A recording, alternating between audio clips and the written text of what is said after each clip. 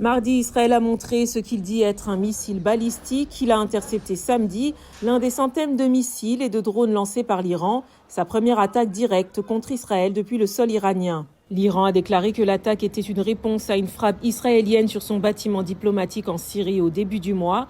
Israël a promis de riposter, comme l'a dit Herzi Halevi, chef de l'armée israélienne.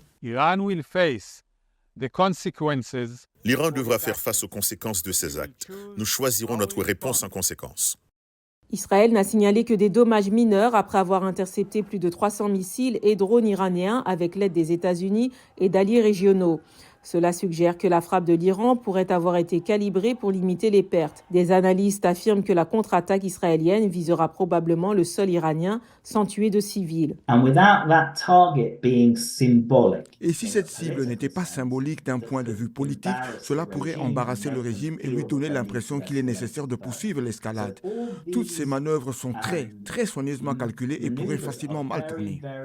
Israël pourrait également opter pour des opérations secrètes visant des responsables iraniens ou des cyberattaques comme le logiciel malveillant Stuxnet de 2010. Ils ont créé un virus, puis l'ont injecté dans une installation nucléaire iranienne et ont fait tourner les centrifugeuses de manière incontrôlée, faisant perdre des millions de dollars et ralentissant les capacités nucléaires de l'Iran. Quelle que soit l'option choisie par le Premier ministre Benjamin Netanyahou, le président Joe Biden lui a dit que les États-Unis ne participeraient pas à la contre-attaque d'Israël et l'a exhorté à la désescalade.